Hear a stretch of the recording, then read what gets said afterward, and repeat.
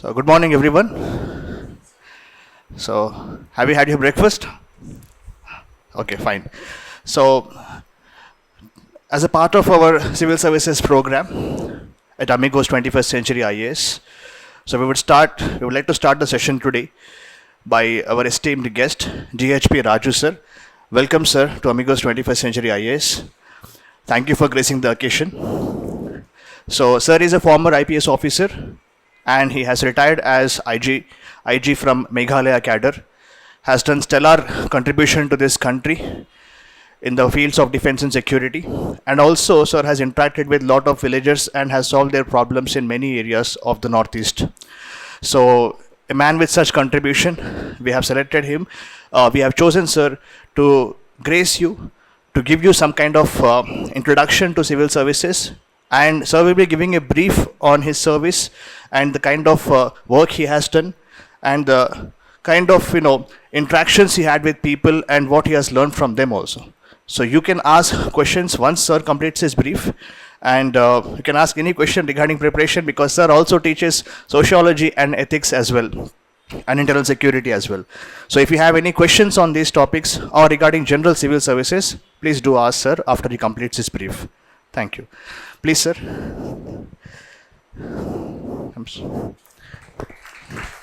I thank you very much. Very good morning to you, all of you. So, how many of you strongly believe that life is easy, cushy, relaxed? How many of you, honest? English is comfortable or Telugu? Okay, English. How many of you believe that the life is easy? Life is easy. How many of you? Okay. How many of you believe that life is difficult? I presume that you are all, okay, thank you. How many of you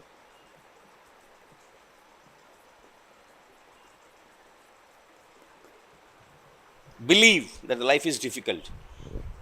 I want to answer, okay?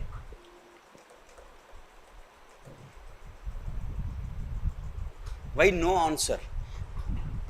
Why no answer? Confused? Not clear?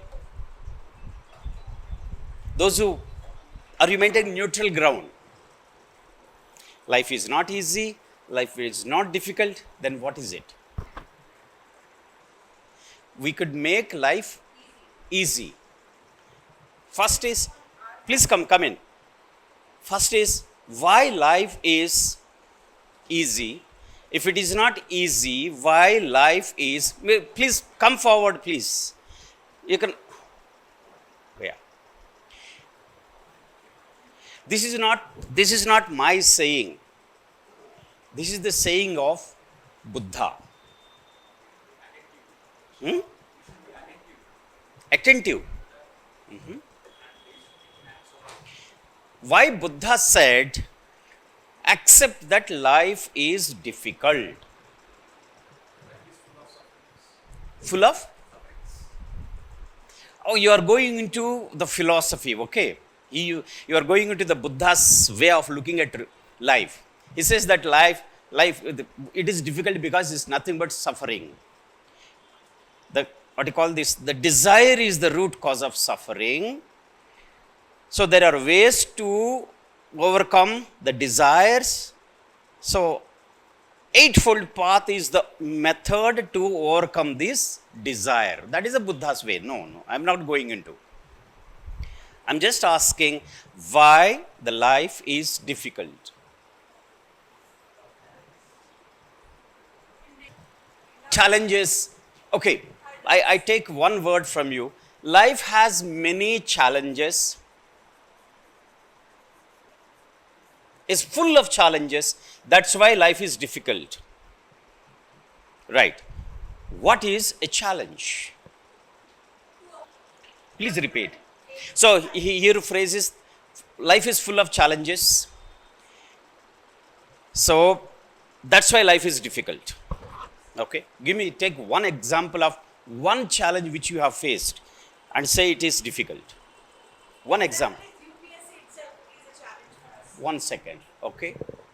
Fair enough, okay. So Civils exam is a challenge, so that's why it is difficult. What is so difficult about cracking the UPS exam? What do you consider as or difficulty in this? What do you consider? One second. Okay. Okay. So he says that, here is one candidate, he says that, I examined the syllabus, so subject is vast. Is vast. Subject means syllabus. You may say that it's a syllabus is vast, that's why it is difficult.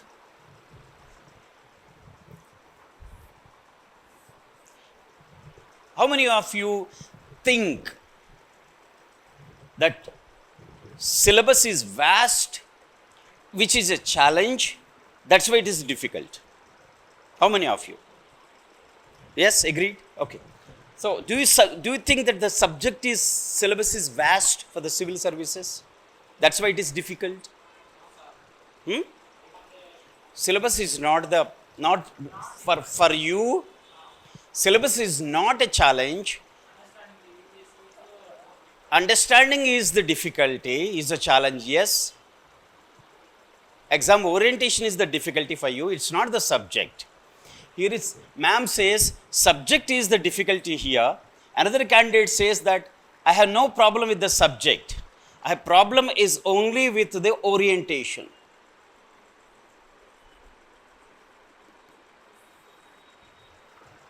What do you mean by orientation?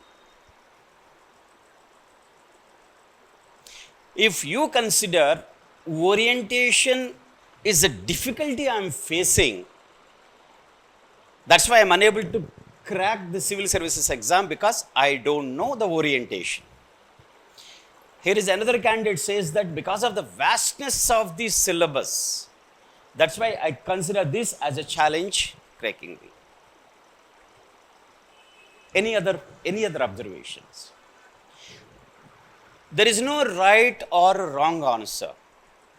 There is no right or wrong answer here. Because it's not a true or false type of question. It's not. It is a true or false question is always based on a fact.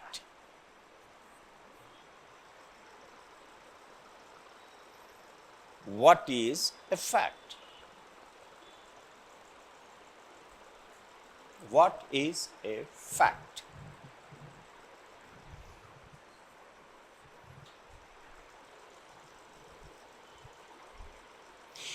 Chair is a fact. A camera is a fact.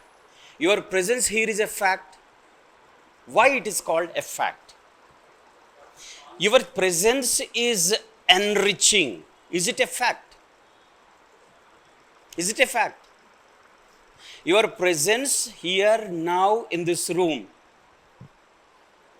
is it a fact or not?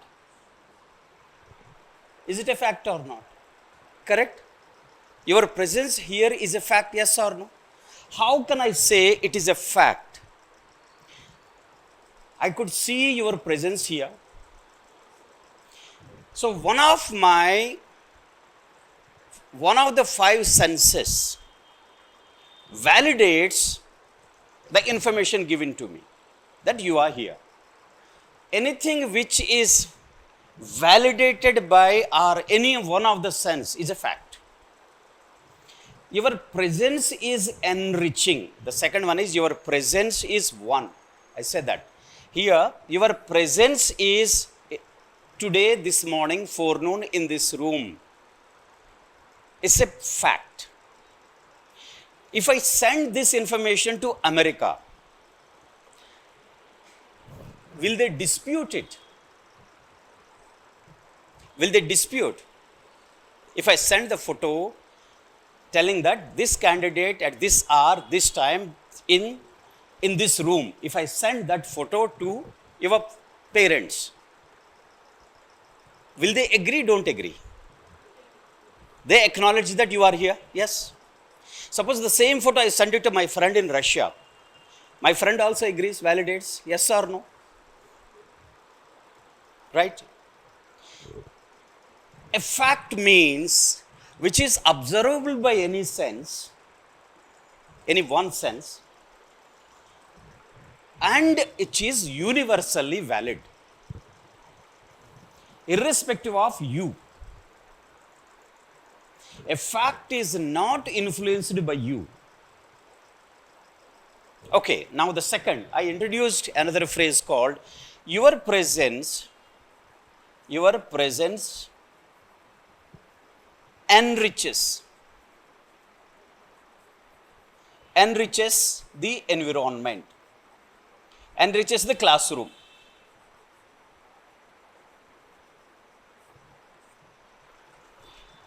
Your presence, I have taken the photo and sent it to my friends anywhere on earth. They validate it. Together with your photo, I am sending a statement that your presence in this classroom today morning is enriching. Will your mother agree or disagree?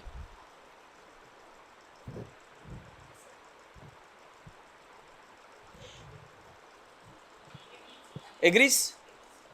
Agrees, sure. She may agree, may not agree. No, absolutely not. Who said that? It's a simple statement. It's a simple. If she is so innocent, then she says that, wow, like that. If the same information comes to me, sitting in somewhere in my house, if they say that, I immediately ask the speaker, how do you say that this candidate's presence is enriching? How do you say? Based on what? So then I have to validate my statement, say that very participative, contributed immensely for the discussion, the debate in the class. Still, they may agree, may not agree. This is called my opinion.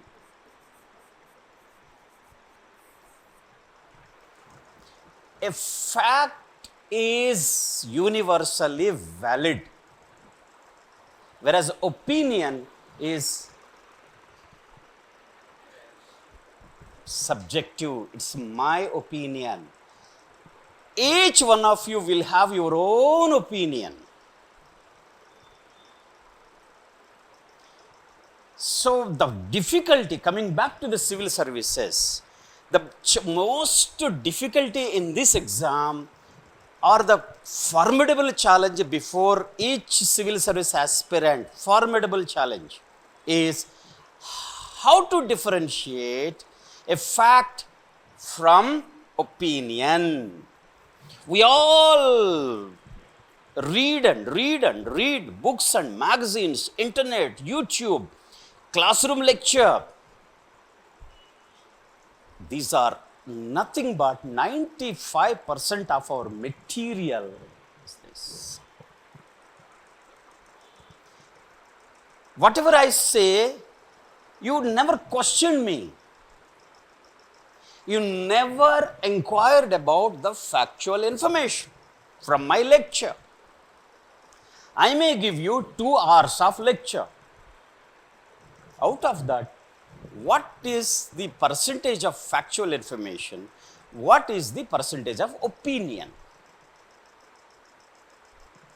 Once we carried away by this, you will get syllabus is enormous. My God. Formidable challenge, enormous syllabus. Subject is so difficult. That's why it is difficult to crack the civil services exam.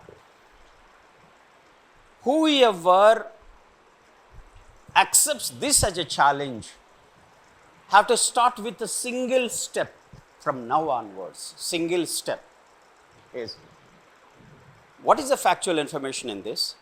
What is the opinion? A civil service aspirant a civil service aspirant is expected to stop only with the factual information. It is never told to any candidate. That's why it is formidable challenge. That's why it is so difficult. That's why it's extremely difficult to orient the exam, the syllabus towards the exam, because we are inundated, we are flooded with the opinion, which is subjective. It will not fetch you marks. It will not fetch you marks. That's why it appears difficult. This exam itself is so difficult to crack, because so much of information is floating around you, so much of information with you. Now, why the UPSC is the easiest exam for me to crack? For me, it is the easiest exam to crack, provided it's up to you, not to me. I already got the 65th rank. I'm done with this. But it's you. What I followed, it is my own invention. There is no common winning formula for each one of you. There is no universal winning formula to crack the UPSC exam. If anybody claims that I'll give you the winning formula, he is fooling you. He himself is a fool, and he considers you as a fool. There is no winning formula to crack the UPSC exam. But however, there is only one way. Can you discover your own winning formula? Can you come up with your own winning formula? That helps you. It helped me. It helped. Why this exam is extremely difficult to crack? It is not the difficulty of the subject. It's not. It's not the toughness of the syllabus or the vastness of the syllabus. We'll come to that later. It is difficult because it's extremely challenging because of one reason. Just one reason. I want you to take a piece of paper and write honestly to yourself. It is your answer. You are evaluating yourself. I'm not going to ask for your script. You are all graduates. Yes, graduates. Maybe arts, maybe science, maybe engineering or the medicine or the MBA. You are all graduates, right? Just take a pen and paper. How many, I can say, additional sheets you have taken in your final exam? How many additional sheets you have taken in your exam? It's a booklet, okay? How many booklets you have taken? Okay? The entire booklet you filled, right? Wonderful. So more or less 25 to 30 pages, yes, every exam. Okay. Can you, wait, excuse me. How many percentage of marks you scored? Graduation? What subject? Graduation? BA, BSc, BCom, engineering, educational background. BSc? Biotech. Okay. What was the percentage of marks you scored? 85. Madam? 92. 94%. 76%. 73%. Anybody below 50, 51% here? But the surprise thing is, if you score 50.92 between is equal to more or less is 51%, you become in the first 1 to 100 ranks. You will be in IAS. Madam, you scored 90, he scored 70, 75, 90, 85%. UPSC says that, I don't want that many percentage, yaar. Can you score just 50%? See how liberal, how simple this exam, yaar. Yet life is difficult. Why? Why? UPSC says that I don't want. None of in the 1948 onwards, the first batch of recruitment from 1948, the direct recruits examination for IAS and IPS began in the year 1948 by the Union Public Service Commission. Till date, not even one candidate crossed it, maybe 55, 58, maybe 70, none. 60%, none. None. In these 75 batches of IAS, IPS, nobody scored above 60% is. What is the reason? It is the easiest. You are all passed with the distinction in your graduation. Just 50% means second class marks here. And none of you are second class here. None of you are second class. ये कुछ ना कुछ है UPSC दिमाग में. In the thinking of the UPSC, there must be something. What is that something? If you get that something, you will be figuring here. You will be figuring here between 1 to 1000 on an average. Your name will be figuring. Okay, by the way, why did you write 27 pages, madam, in the exam, degree exam?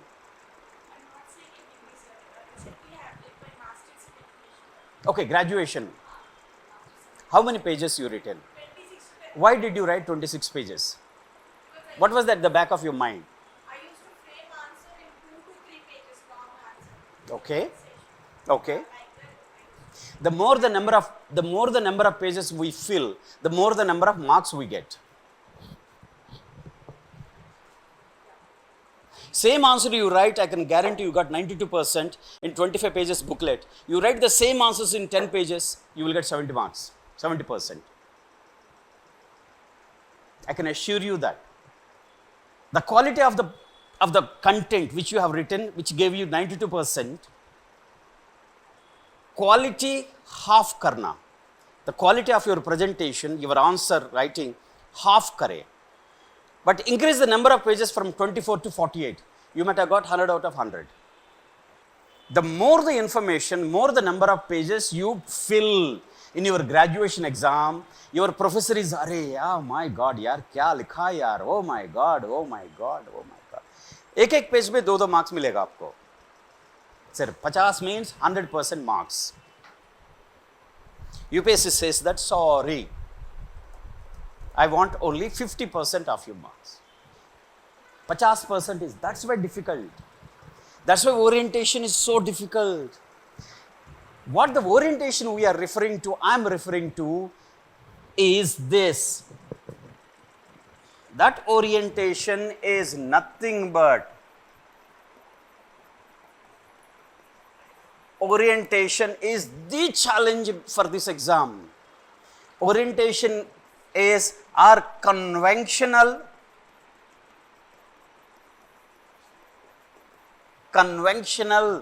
method of learning.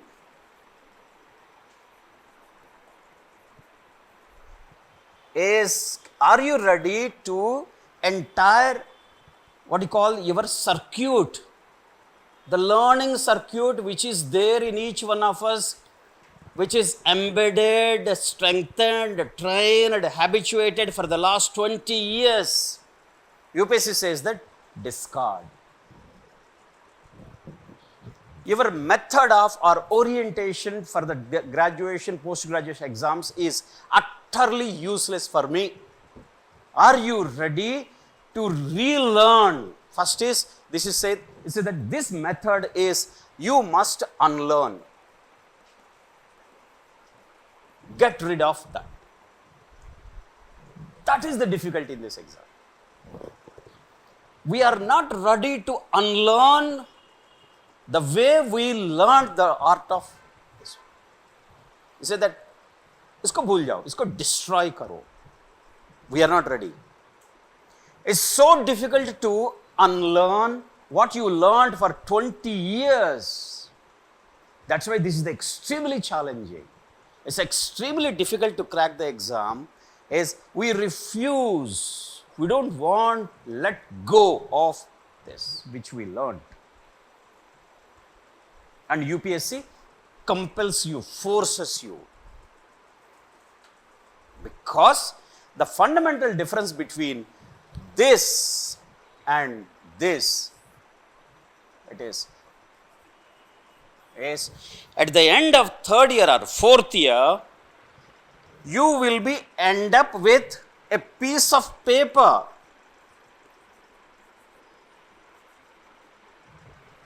University फेंकते हैं, चलो get out. You end up with a piece of paper, yes or no? Yeah? Yes. UPSC says that I don't give you a piece of paper, I give you a job. Once your end result is totally different. How can you go with the same tool? You are so selfish, yaar. ये नहीं छोड़ना चाहते हैं. You don't want to leave your learning skills. You don't want to discard that. मुझे job दो ना. UPSC is not to give you a piece of paper. They also give you a piece of paper. I also got a piece of paper at the end of this. He said that the President of India pleased to appoint you to the Indian Police Service. That is also a piece of paper. It's also a piece of paper. That paper I am not referring to. I am referring to here, this is the job you are end up with, you are craving, competing for this, but you don't want to unlearn your, how selfish you are. Absolutely selfishness. You don't want to leave this. But you, as long as you are with this, you will end up with this. UPSC has no problem. अपना BSc के बाद MSc के बाद PhD करे, PhD के बाद you become an academician, you become a scholar. You get doctoral degree, PhD के बाद postdoctoral, young scientist करते रहिए. UPSC has nothing to do with that. It says that the moment you are looking at me, you have to look at your learning methods. That is the true difficulty before you. That is the real challenge before you. The real challenge in the UPSC is a very simplest of exam. Provided you unlearn the habit of acquiring information. The habit. This is our learning habits. These habits are functional for that end. Once the end is, the goal is changed, is different. I expect you come up with the different tools here. Different tools of, what is the first tool I expect from any civil service aspirant is the art of identifying fact versus opinion. We all read the newspaper, right? Yes or no? We begin with the editorial, yes or no? Right? Yes. What is an editorial?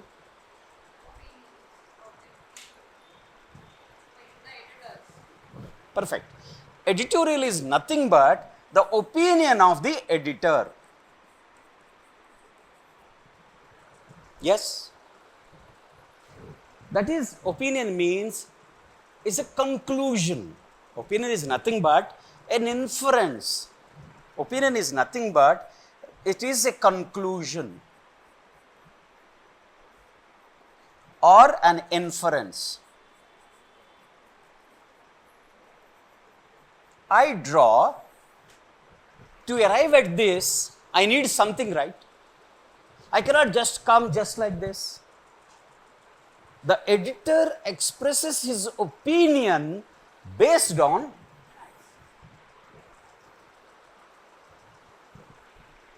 what are the facts the editor relied upon. Can you identify? That is what I call the new learning tool. Our conventional approach says that you You read the editorial? Very good. What did he say? Oh, you verbatim, you reproduce the entire editorial in the examination, you will get 100 out of 100. What UPS expects is, I don't want N. Ram's editorial opinion, yaar. In your opinion. In your opinion. To arrive at an inference, to arrive at a conclusion, you have to have certain facts before you. Whether it is civil service aspirant or NRAM or the Pradhana Mantri, Prime Minister of India, to express his opinion, there shall be certain factual information. Factual information is the data, universal, which is not subjective. It won't change from place to place. It won't change from person to person. Now, there may be in every opinion, in every editorial, there may be one or two, at best 3 factual information. What it contains? The issue on hand. Prime Minister's visit to America. Before visit to America, he halted at Egypt.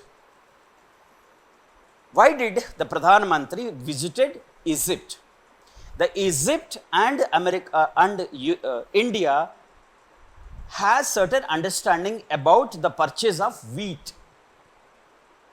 Why purchase of wheat is important, critical for the Egypt and critical for India?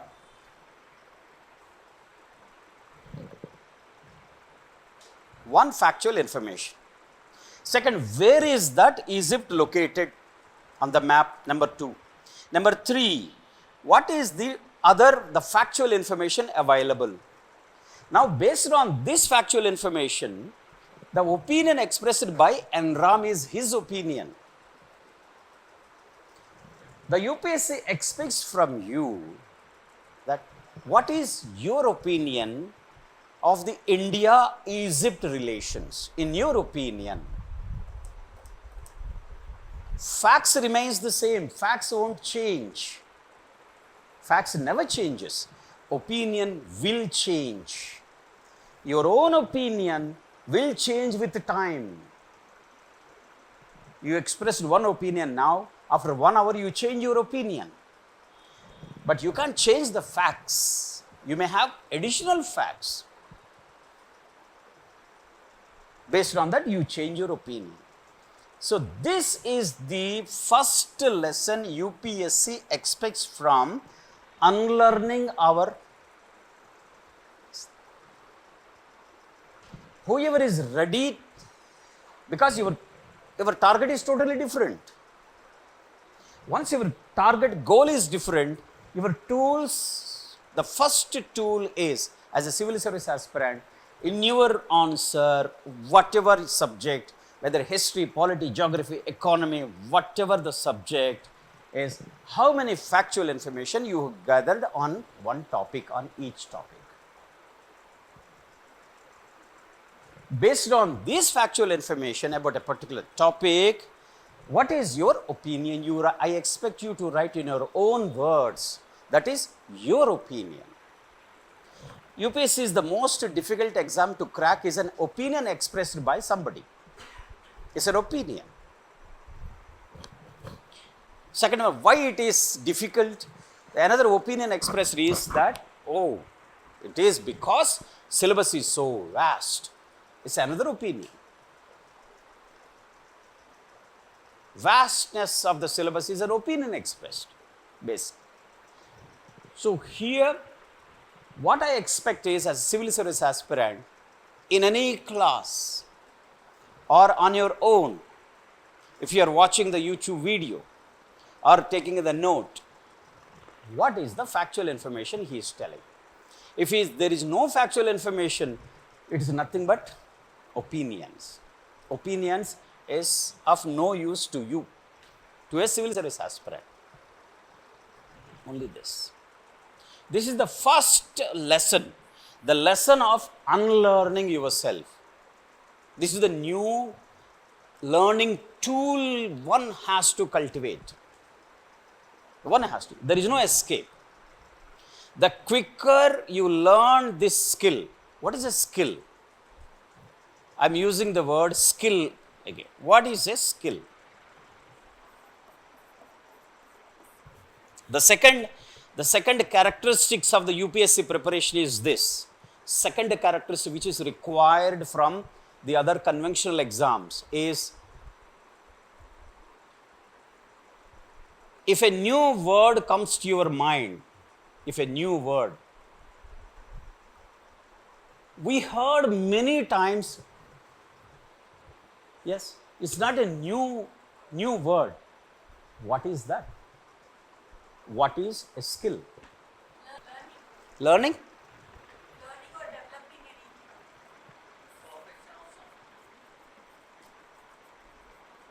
You meant to say it is a learned trait? Okay, presentation is a skill. Yes. So she says that presentation in the exam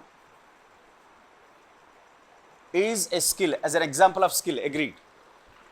A skill per se, whether it is a presentation or it is drawing or movie making or storytelling or narrating something, these are all the skills. What is the common behind each one of these skills? What is the common parameter? Which is learned. Learned means this skill, learned means it is not by birth. We have not acquired skills by birth.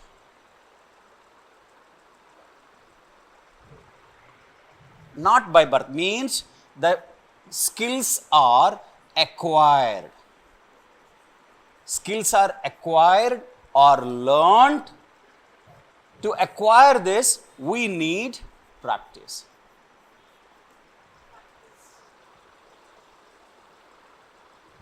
Cycling. Come in, please come in. Cycling. You know how to cycle it, right? When you are at the age of 4 or 5, you will learn that skill of balancing. Yes. Yes. After that, you have not practiced it further.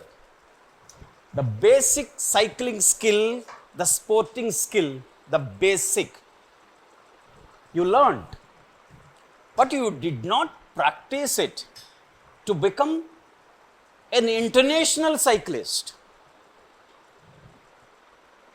Who stopped you? We all know cycling, we all know swimming. Most of us, definitely, the rural boys and girls, invariably in the tank or the pond or the nala, we learned this, how to float. We learned the skill of floating, but we never practiced enough to become a Olympic swimmer. So what makes the difference between a civil service successful ranker and others is the skill is one and the same, very minimal skills. Who practices that skill will succeed. One of the secret of UPSC, which is the most difficult to crack is, and UPSC is the master in that, is word limit. Why I started our discussion with your graduation, post-graduation, where any university, in any of your exams, have you come across the phrase called word limit? Have you? Please recollect. Please go and search your university paper. Why there was no word limit? Why UPSC consciously, deliberately, intentionally introduced the word limit of 150 words and 10 marks, or 250 words, 20 marks. Why? Why this word limit? Apt answer? Okay, what do you mean by apt answer? APT, apt answer. So word limit, as per your understanding, forces you to come up with an apt answer, right? Can I interpret that? Word limit forces you to come up with apt answer or exact answer. Okay. So any news item going on now, the UPSC asks your opinion on that. In the examination, yes, write in 150 words, right? In your opinion, not demonetization, banning of 2000 rupee note, does it amount to demonetization? What is demonetization? What is demonetization? Demonetization.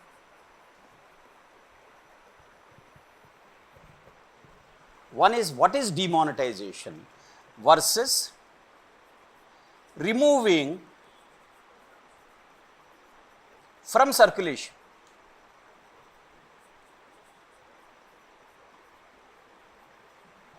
What is the difference between these two? In your opinion, what is the difference between demonetization and removing from circulation? Demonetization automatically removes the currency from circulation. But not every removal of currency from circulation is demonetization.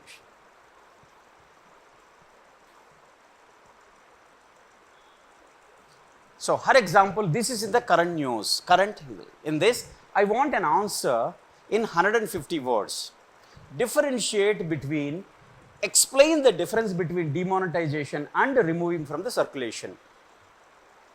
In your opinion, is it functional? Is it useful to the economy? In your opinion. That's the second part. Here, if it is in the degree or the post-graduation exam or our college exams, you start with your story, whether it is a movie story or you start with some story and write almost 2 to 3 pages, then bring the demonetization 2016, November, it happened. After that, in 2023, last month, the RBI governor has announced that no more circulation. Why the governor RBI has announced that no more circulation, whereas demonetization was announced by the Prime Minister? Why it was not? This removing from circulation of the rupees 2000 note was announced by RBI governor or PM? It was announced by the RBI governor. Demonetization was announced by the Prime Minister. Why? The point here is, like, we are collecting. The PM has announced this in the year 2016, November 6th. Whereas removing the rupees 2000 note from circulation was announced by RBI governor in 2023. Yes or no? These two are factual information, yes or no? Now, he says that in your opinion, the question here is, here, next, the factual information in this question is, another, when Prime Minister has announced, he announced demonetization of denominations 1000 and rupees 500. Yes. So now, this is one factual information, this is second factual information, this is third factual information. Yes or no? Now, the Pradhan Mantri, the PM of India, on November 6th, 2016, has announced demonetization policy to remove 1000 and 500 rupee what you call the instruments, what you call the negotiation under the, there is an act called, to be very precise, sorry? An act. These are called Negotiable Instruments Act. All our currency is technically called Negotiable Instruments Act. Your note is called, you negotiate its worth, its value. That's why technically the negotiable instruments of 1000 and 2000 deemed invalid. That means they will not be accepted in the Indian after certain date. That was the pradhan. So now, one factual information, second factual information, third factual information. By that time, out of the 150 words, I have already filled 50 to 60 words with the factual information only. Without these three factual information, out of these 150 words, first paragraph, like what is demonetization, which country has started the demonetization, that is the university way of exam. Then what is the dictionary definition of demonetization, how it is different from remonetization. In the university, we elaborate, write and write and write and write. Or the skill what I am referring to you here is developing the skill of identifying the factual information in whatever subject you write and make a list of that factual information. Not more than 3 or 4 factual information in not more than 3 or 4 lines. That's why it's not the vastness of the subject syllabus is not a problem. The moment you read the articles, you watch the YouTube videos, you listen to the different debates and discussions on NDTV channel, this channel, that channel, about demonetization, is it good for India, bad for India, it is the demonic, it has crucified the poorest of the poor families. These are all opinions. We are filled with so much of information. As a civil service aspirant, it becomes difficult for us. Developing this skill and acquiring this to rigorous practice, practice begins now. My only point is, if you are a serious civil service aspirant, don't delay it for the tomorrow. It has to be now. Whether my lecture has any factual information or not. The factual information is, whatever the word I use, there is a definite understanding. Now, you will never forget the word means the skill which is acquired. No one, we are not born with skills. The language skill, the writing skill, the thinking skills, these are all learned and practiced. But we born with something which is innate in each one of us. That is called talent.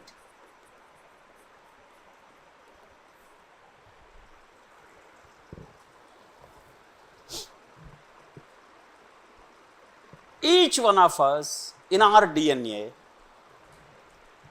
we have talent. How the talent expresses, we don't know. No one knows. You may be an excellent artist. You may be an excellent orator. You are so good with the common people. And you are so good with the spirituality, the meditation. You want to know the meaning of the life. You are alone. The fundamental difference between the talent and the skills are, the talent is innate. It's in us, we born with, which is common in each one of us, irrespective of the male or a female, irrespective of the caste, creed or religion. Everyone is born with this talent.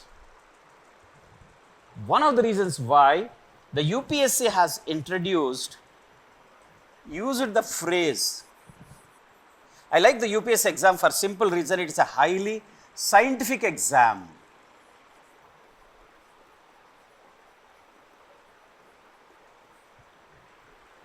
Why the UPSC has introduced one GS2 paper, prelims GS2 paper, what is that? Mental ability and aptitude, right? Right? This is the paper, mental ability, aptitude, GS2. There are 80 questions. They carry 200 marks. Each question is like, only it's a qualifying exam, right? Yes. Why UPSC has used the word aptitude rather than using the word attitude? Why? why the UPSC has introduced a paper, aptitude, not attitude. A civil sir, I expect the UPSC aspirant to be very clear in your thinking. That is the most difficulty. Why I am taking this example is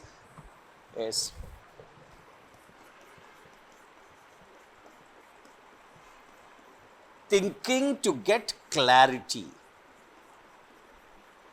Clarity on whatever word comes to your mind. I don't proceed forward unless you get the clarity of that word.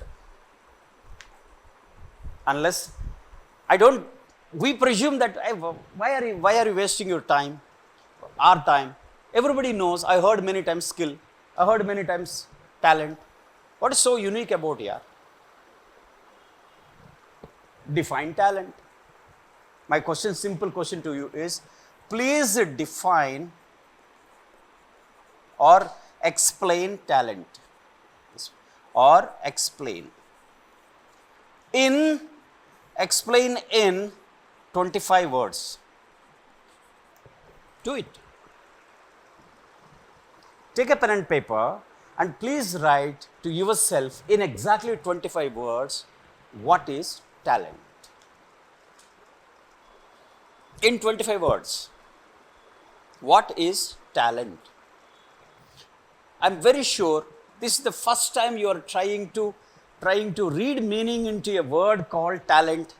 We heard this many times, but once you are preparing for the UPS exam, I expect you to sit with that word till you get the clarity. I am interested in getting the clarity of the word which you use in word limit. You will not get more than 30-40 seconds in the interview. 30-40 seconds in the interview to articulate, to rephrase your thoughts about. They simply ask, what is the difference between skill and a talent, madam? In the interview, they look at you. They expect spontaneous answer.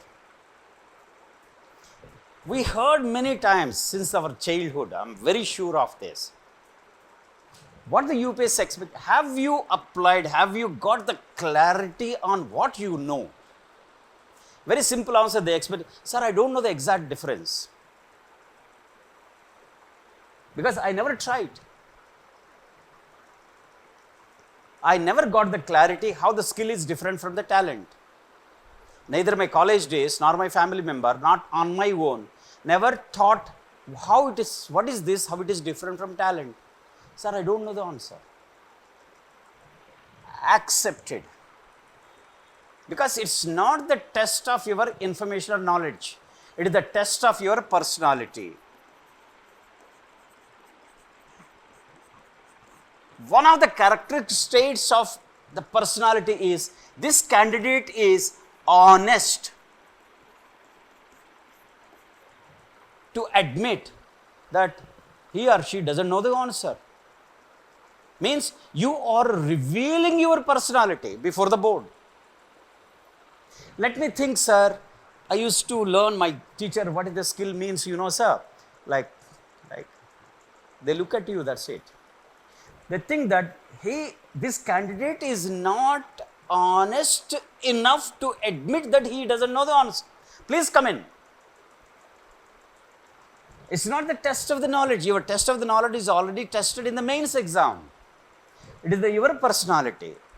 One of the personality traits is I don't know honestly. Not knowing is not a negative personality trait. But pretending that I know the answer is a negative personality trait. You are concealing your not knowing before the board. That is a dishonest.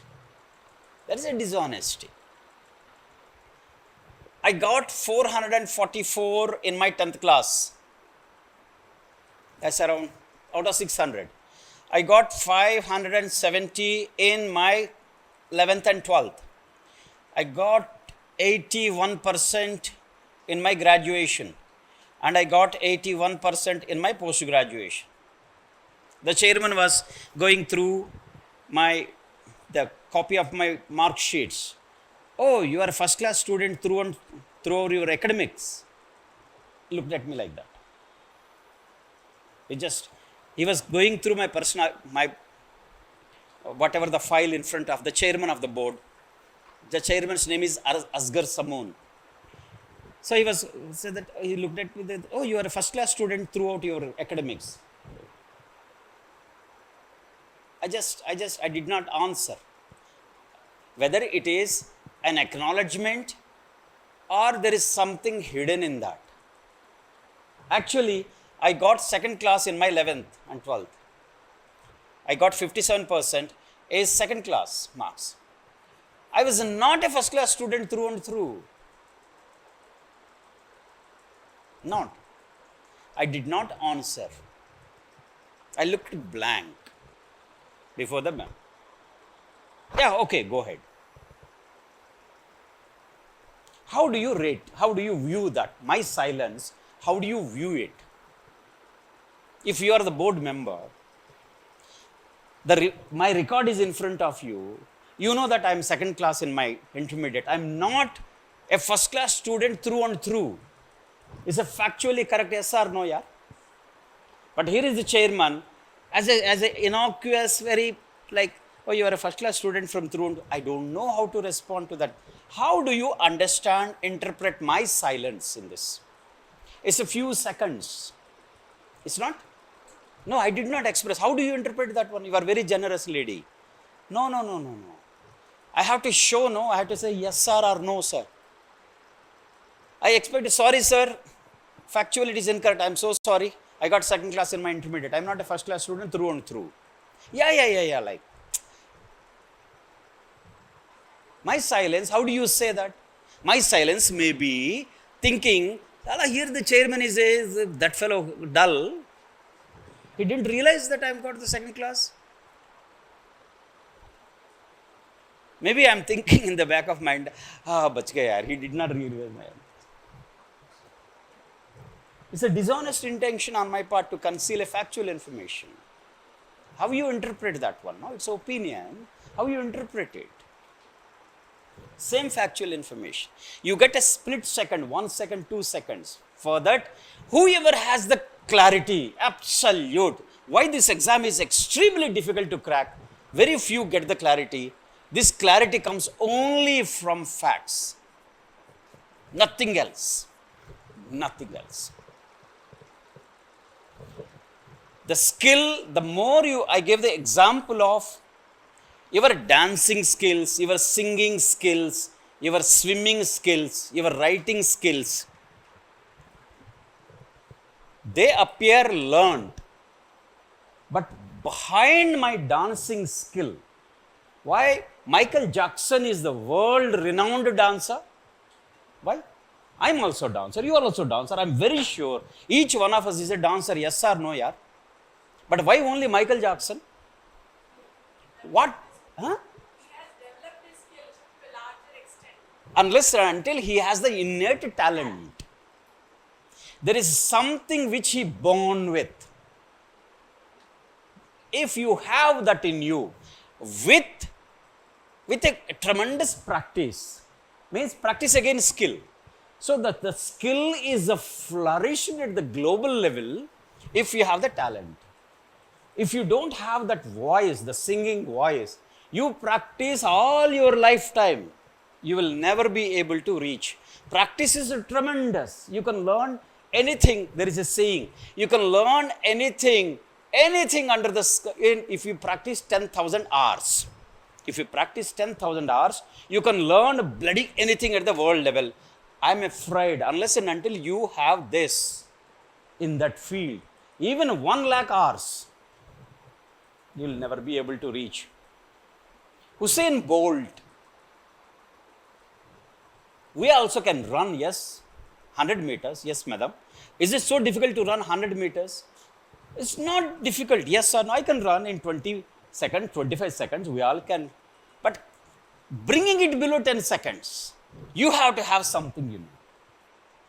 That's why UPSC has introduced this aptitude word to attitude, because aptitude is related to your talent. What is the talent which is the UPSC is again and again harping on? The talent to identify the factual information from ocean of information, bring it down to word limit 150. The bottom line is, how do I write in 150 words or 250 words? Which is a practice, which is a skill. But the UPSC says that I don't go by this, I go by this, talent. That one of the words used for the talent is aptitude. Do you have the aptitude to unlearn, relearn and apply? First, whatever you have learned last 25 years, you have to discard that. That entire method you have to discard. Are you ready? If you have the talent, if you have that aptitude to learn new things, then you are ready. Then you are ready for this exam. So UPSC is a very clever way. Very clever. Whoever understands the UPSC mind, there are 2-3 ways to understand the UPSC mind. Number one is the word limit. Why the UPSC has introduced the word limit? Word limit, you can answer bloody any question in the UPSC provided you know the exact meaning of it. Clarity. Clarity is a skill. It requires bloody 10,000 hours of practice and practice and practice and practice. It comes. That's why it is difficult. This exam is extremely difficult because we become impatient. We gather more and more information without getting clarity. Whoever gets the clarity, invariably in 150 words or 250 words, they write brilliant answers. Mark my word. Mark my word. Absolutely. Otherwise, you have so much of information, you don't know whether it is, you can write 10 pages absolutely about the topic. About demonetization topic, you can write a thesis on that. You can write absolute. But UPSC says that in 50 words. That's why it's a difficulty. Once you start preparing for this exam, first I expect from you is the dictionaries. Whatever the optional you have. What is your optional for? You are thinking, what optional? Okay, fair enough. Anthropology. I expect the first thing is anthropology dictionary. The dictionary of anthropology. If it is psychology, psychology dictionary. Geography, geography dictionary. Because the dictionary gives you the exact meaning of the word. Because in the optionals also, there is a word limit. He introduced optionals also. Whoever has that exact meaning of the word in anthropological thought or psychological vocabulary, they get the clarity, they get the marks. The challenge is basically to unlearn what you have learned. That's what I'm repeating again.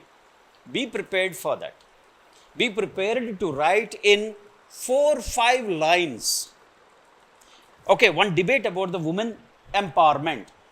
Rajya Sabha channel, you are watching Rajya Sabha channel, women empowerment.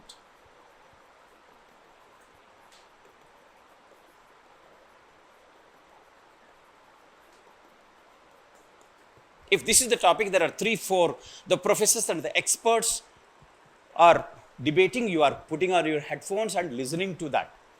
Almost it is 30 minutes of different experts on this subject.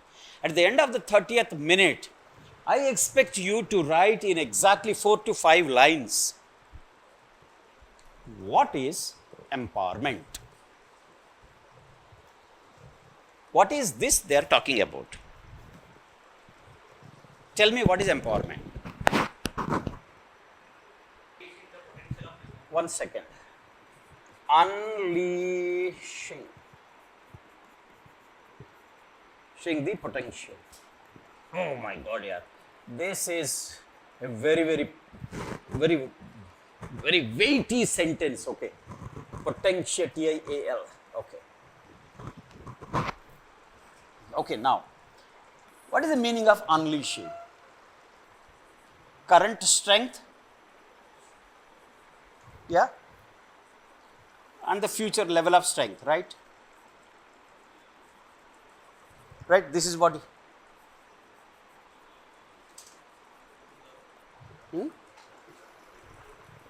Bringing out what? Bringing out inner potential. This is what exactly he said. Okay, now he says that unleashing. He introduced like current level of the strength and future level of the strength. What is the current level of the strength? What is the, first is what is strength? What is strength? If I know what amounts to strength, is it financial freedom? Is it education? Is it taking own decisions?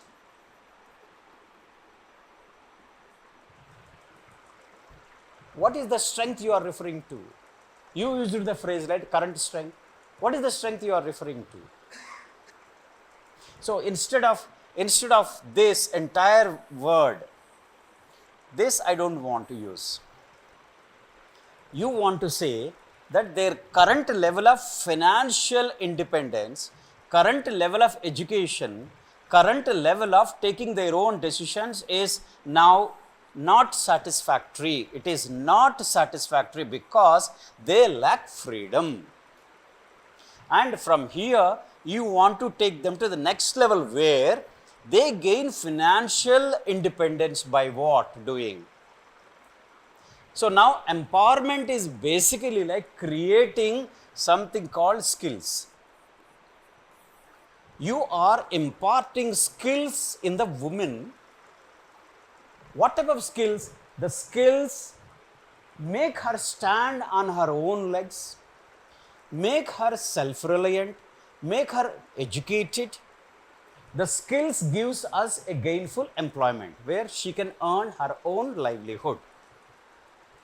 That's what you are. Finally, empowerment is nothing but through this analysis. If we stop only with this, so that, I can't make out what you think. I can't make out. Once you come to the next level of identifying what do you mean by this, then it has to have skills component. Empowerment is nothing but creating the skills. Means what? Now, the women were denied access to the skills. Your stand is why at the end of this, the 4 experts half an hour debate, if you can arrive at this only half a page, my only expectation is, what is that empowerment they are referring to?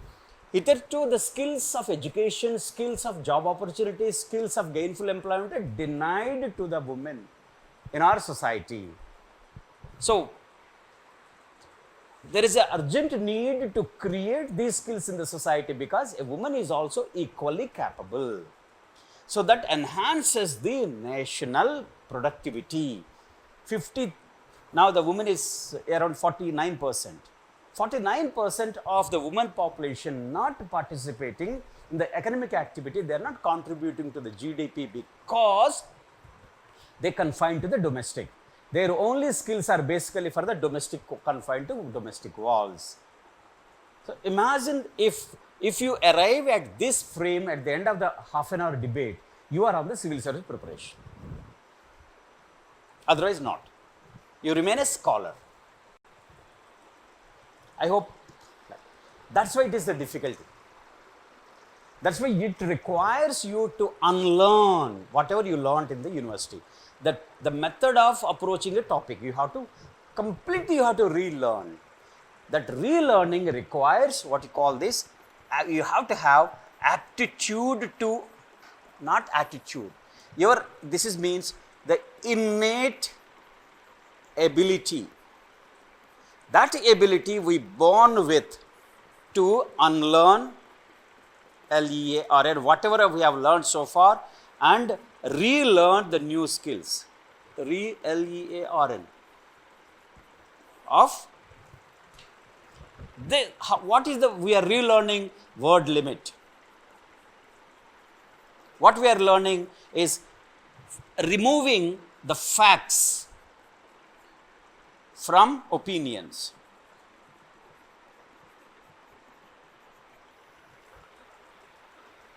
Whoever cultivates this skill through rigorous practice will figure in the final list. I can mark. Will figure. Otherwise, it's a very tough exam. It's an extremely difficult exam to crack.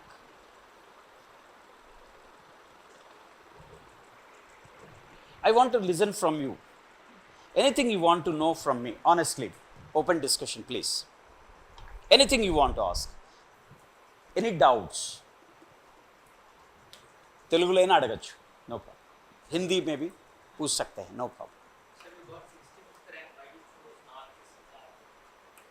Like, okay. I got into IAS, okay? IAS went up to 69 rank. I was 65th. So I got a very bright idea. I thought I was brilliant. I was genius, okay? After getting the All India rank, I said that, okay, wow. Okay, if it is IPS, if it is IAS, I won't get my Andhra Pradesh cadre. So if I opt for IPS, I will be the topper in the list. So Andhra Pradesh, invariably my home cadre IPS is far better than the IAS other than home cadre. So with this logic, up to our batch, there is a provision to change the preferences. I changed the preference from IAS to IPS. Fine. Automatically, I am the topper in the batch, 93 batch. That batch, in the Andhra Pradesh, there were only 4 vacancies for the IPS. Out of the 4 vacancies, 3 are for the non-Andhrites, 1 for the Andhrite.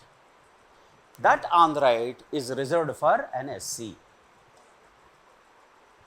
So being the topper in the IPS in the 1993 batch, once I missed my home cadre Andhra Pradesh, I landed up in the general pool, that is a Delhi pool.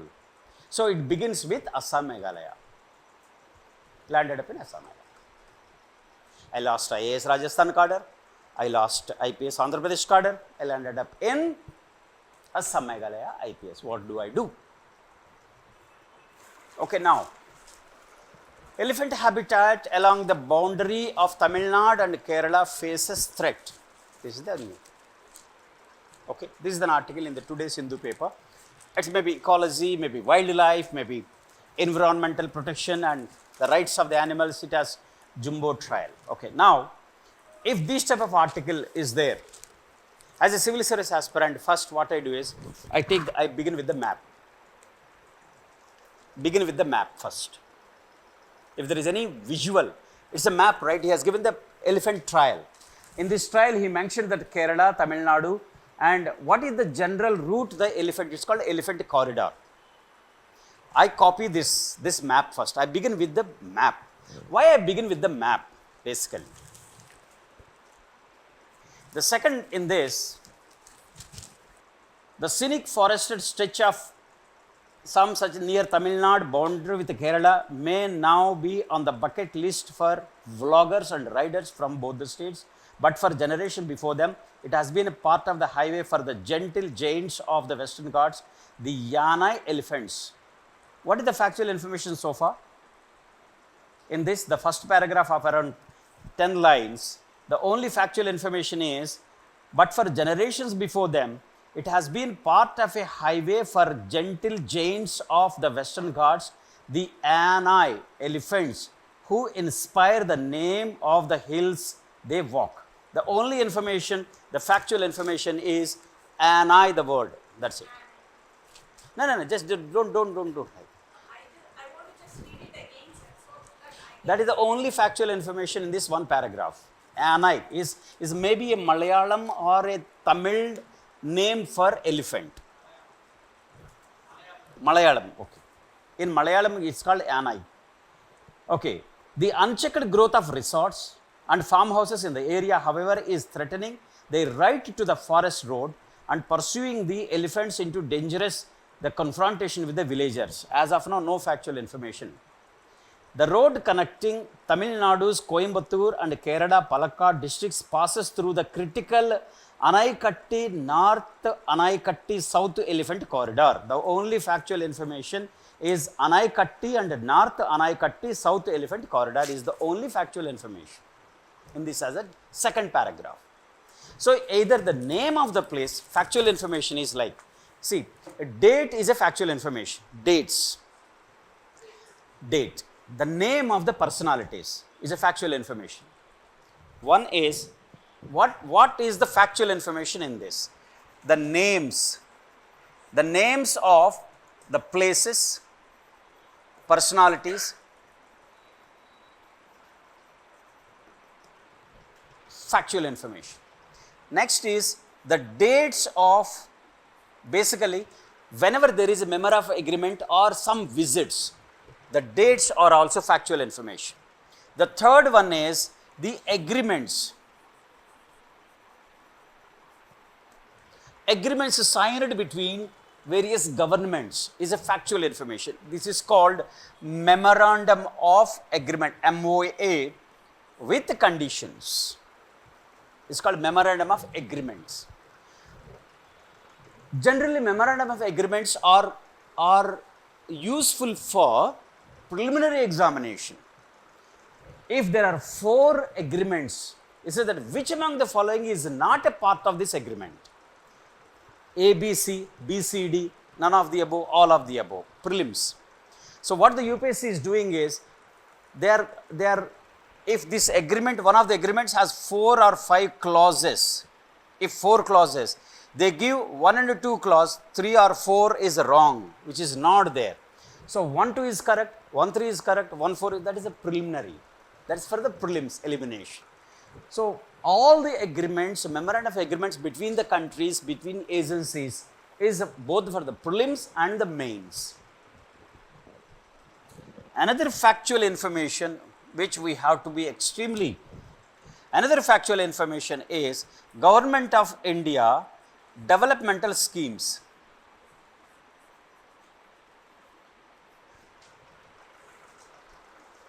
Any developmental scheme, for example, Government of India has announced Matsya Sampada Yojana. Matsya Sampada Yojana with almost 7,000 crores of rupees at the under Matsya Sampada Yojana. Government of India one of the developmental schemes. Why Matsya, fisheries? Why fisheries suddenly? Our finance minister has announced on the floor of the budget, during the budget, this factual information. Why suddenly there is a love for the fishermen community?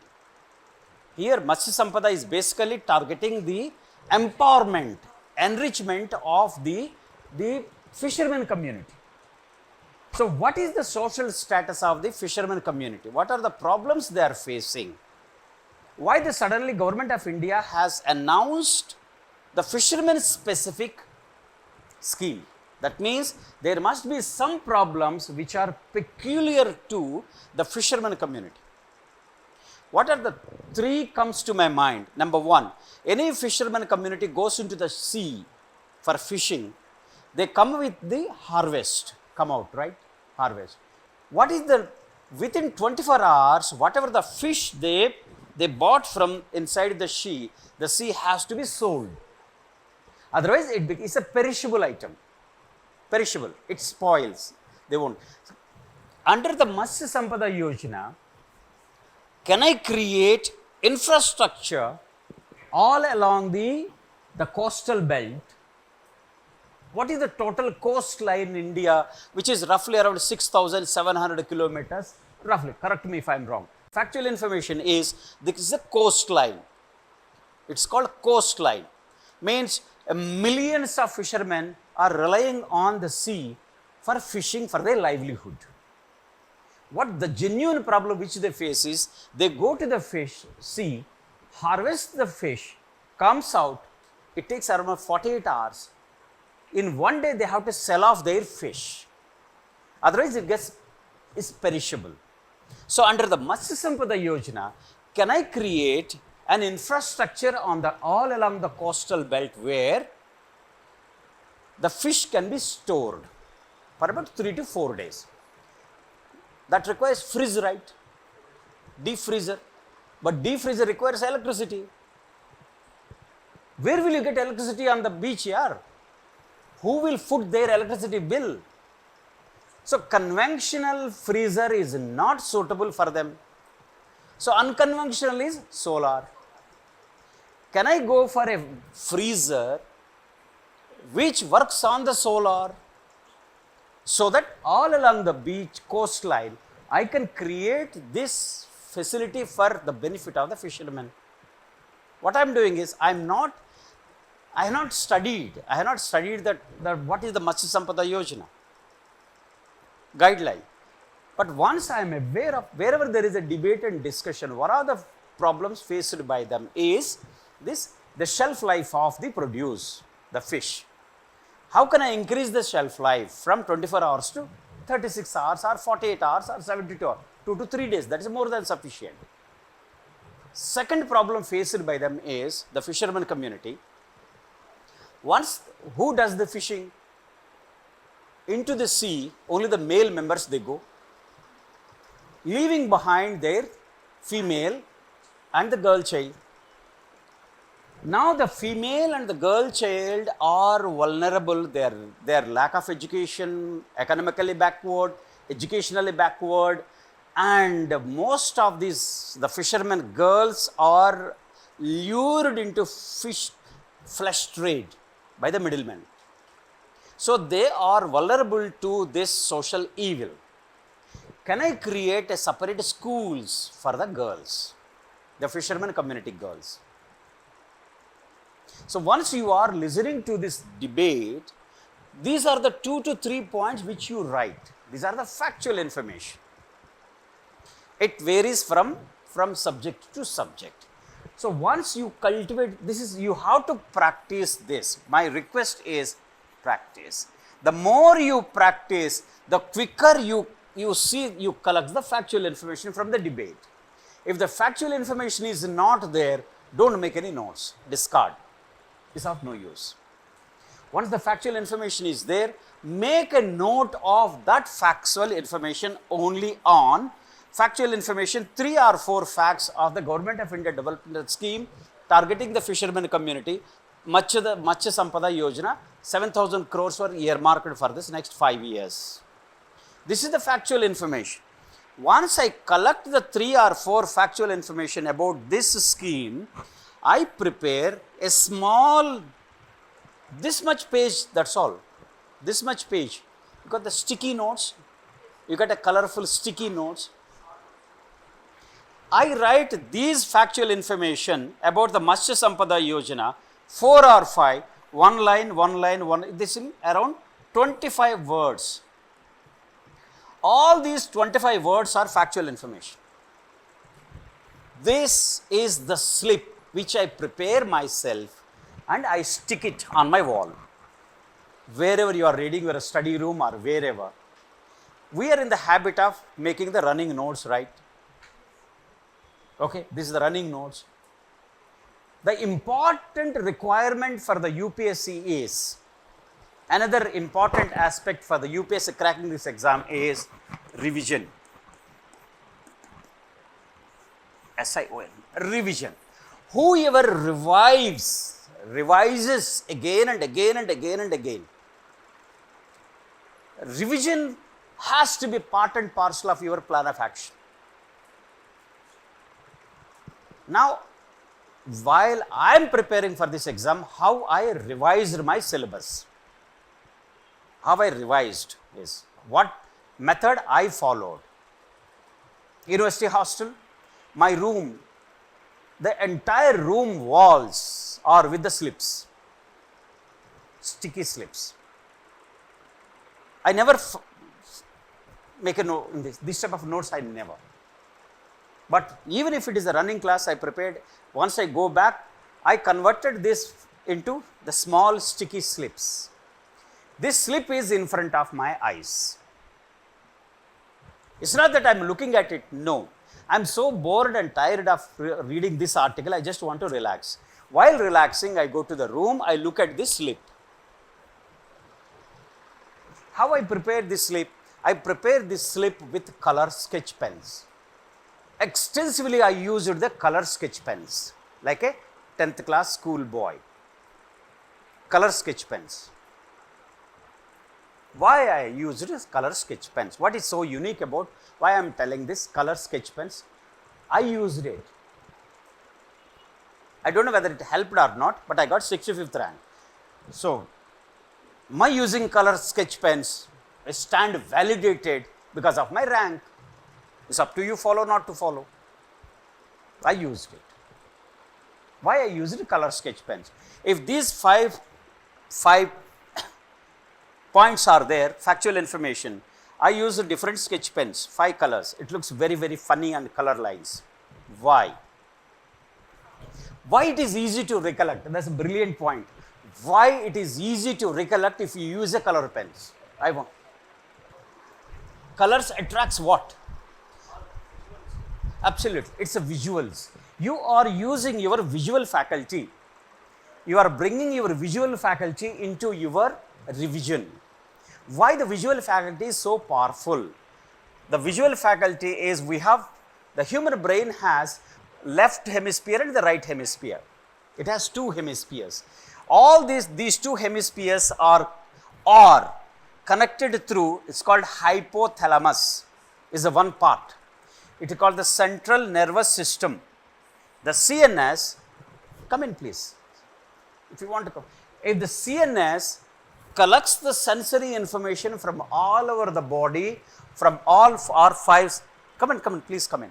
All the 5 senses, the senses are visual media, the auditory media, the olfactory media, that is the smell, the visual media, the auditory media, the hearing, auditory media, olfactory is the smell, then taste and sense, touch.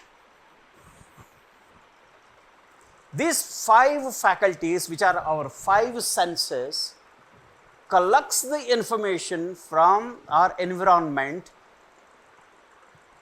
every millisecond. It will never stop.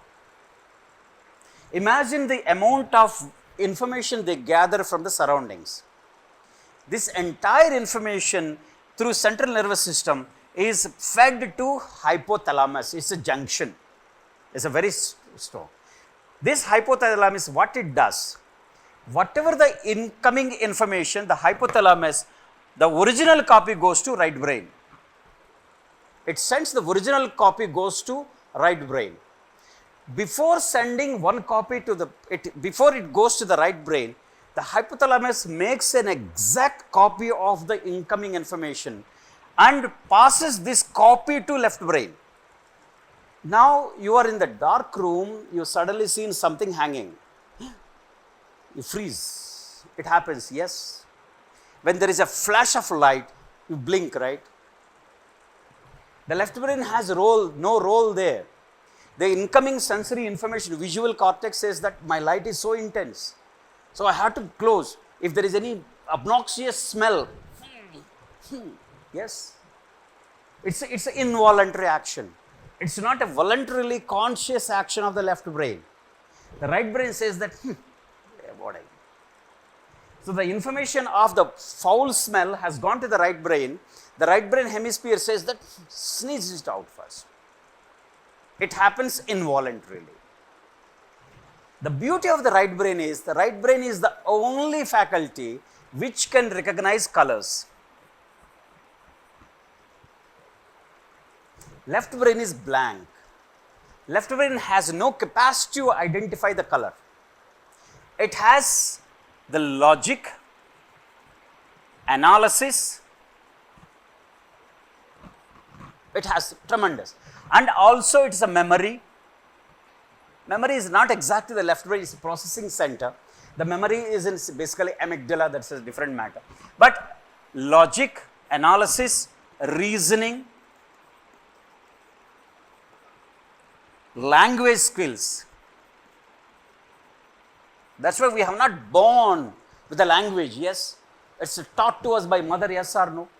So that means she is creating this left brain linguistic circuit. We are not born with that. But are we controlling our lung once you've taken the food? Are you consciously digesting it? The right brain controls all the vital organs, including digestion, circulation, including our survival. Plus, it has the beauty of the color. Only the right brain recognizes the color. The more you use the color combination into your learning, it's a silent, poor guy. Left brain doesn't know. The more you use the color in the revision, what you are doing is 1, 2, 3, 4, 5. It has text, right? First, it has text.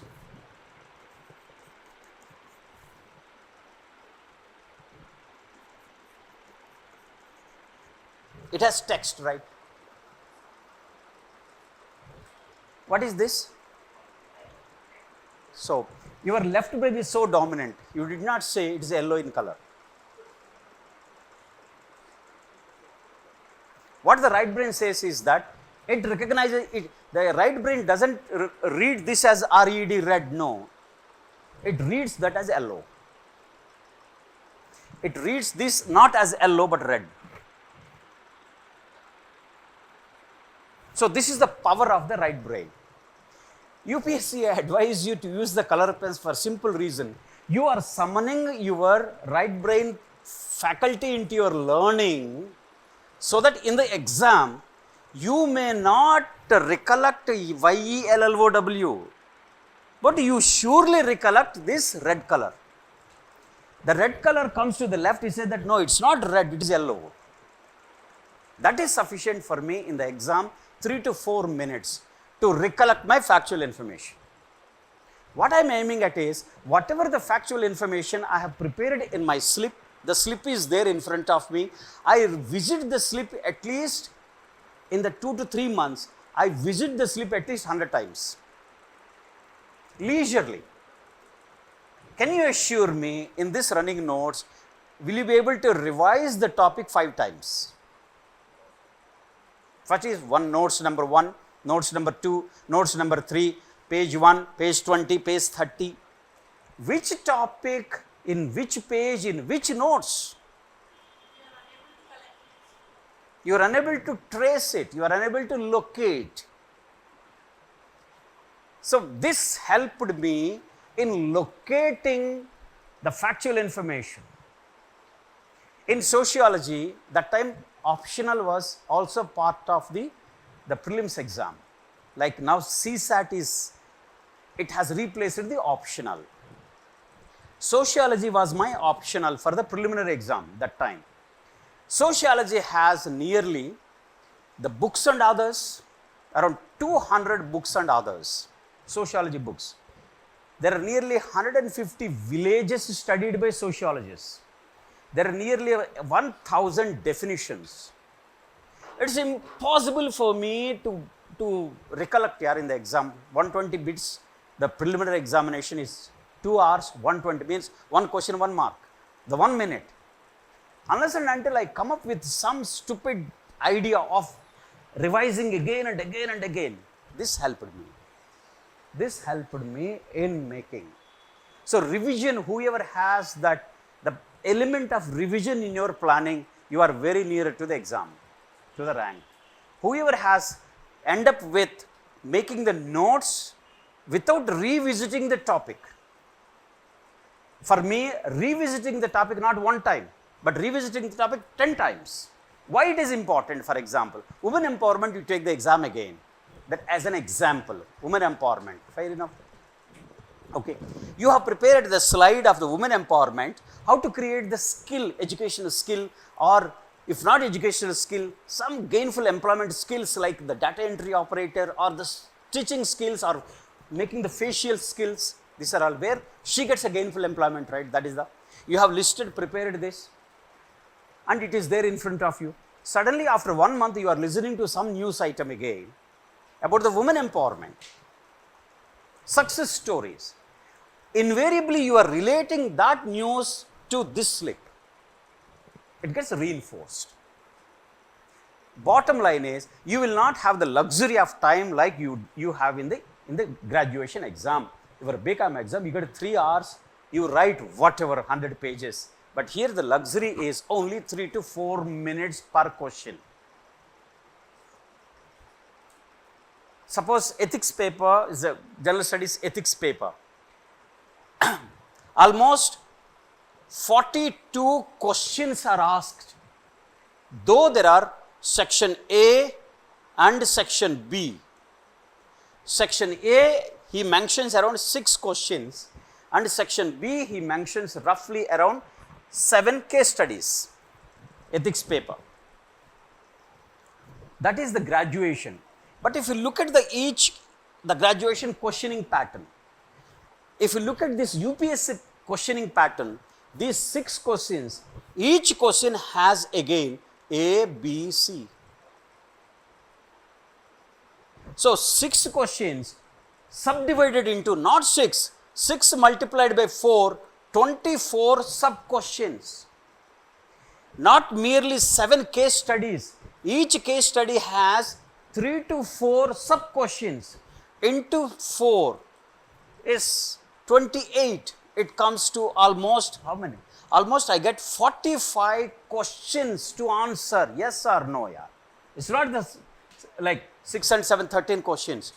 It's not 13 questions. 13 multiplied by at least 4 sub questions. Now you take as a 40 as an average. Okay, I agree. Now we have the 40 questions. 40 questions to answer in ethics paper. Total questions is 40. What is the time given to us?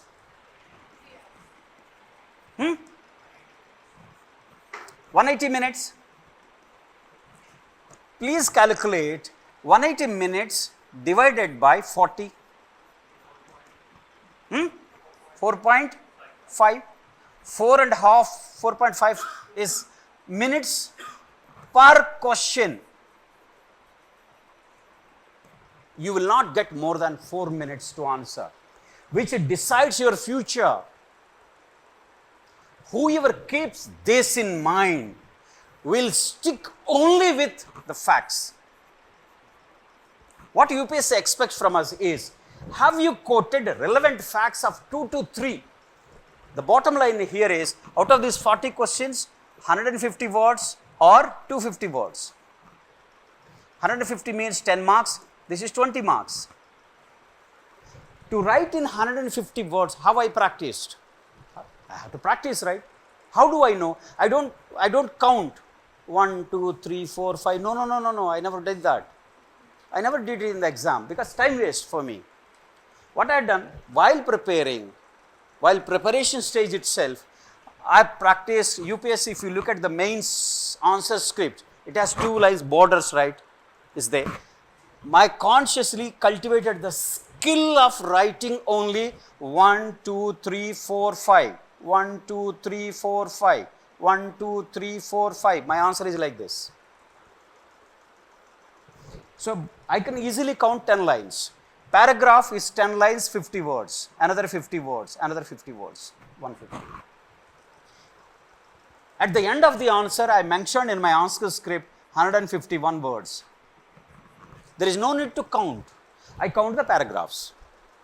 Because by practice, I wrote only 5 words in a line. It's in my hands. That's why I request you, come up with your own winning formula. This is my way of attacking this exam. It helped me. You please have your own winning formula. This is what I call the winning formula. It has identifying the facts is the first one. Second one is the revision. Second is my winning formula. That one. How do I revise it? Almost 10 times I revise. The same slip, I look at it again and again and again and again. Because that helps me. That helps me under extreme stressful. This causes extreme stress. One question you are unable to answer in 4 minutes means that question has gone. Means one question you compromised. Out of the 40, now you are 39, 38. You come under extremely unmanageable stress. You give up. You give up. You will never give up, I can assure you, if you follow the facts and revise. This revision as a part and parcel. Third one is the revision and model answers. The more you write model answers like this, UPSC cannot but select you. Thank you very much.